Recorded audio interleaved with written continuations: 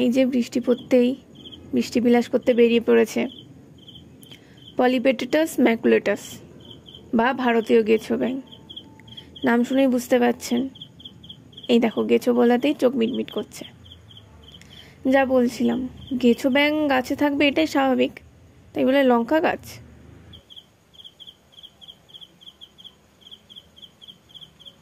গরম পড়তেই বাপরে মারে করবে, আর গাছ লাগাও পরিবেশ বাঁচাও বলে স্লোগান দেবে, কিন্তু গাছ লাগাবে না। ওই 5ই জুন এলে তবে ফুল গাছ লাগাবে বা লঙ্কা গাছ লাগাবে। তাই ও আর গাছ পাবে কোথায়? তাই লঙ্কা গাছেই উঠে বসে রয়েছে। সে যাই হোক, এদের ব্যাপারে একটু বলে নিই। এদের স্ত্রীরা পুরুষের তুলনায় ছোট হয়। মোটামুটি মে থেকে প্রজনন ঋতু শুরু হয় এদের।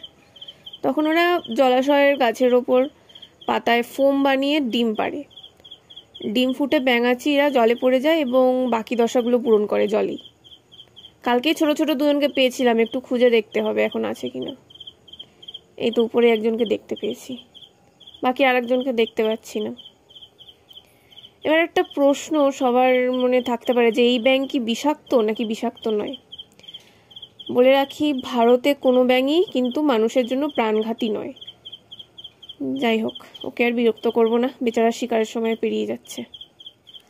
আর গতকাল ছিল বিশ্ব ব্যাঙ দিবস, আজকে বিশ্ব অরণ্য দিবস। প্রত্যেক অরণ্য বন্ধু এবং পরিবেশ বন্ধুদের আমার তরফ থেকে শ্রদ্ধা এবং ভালোবাসা জানাই।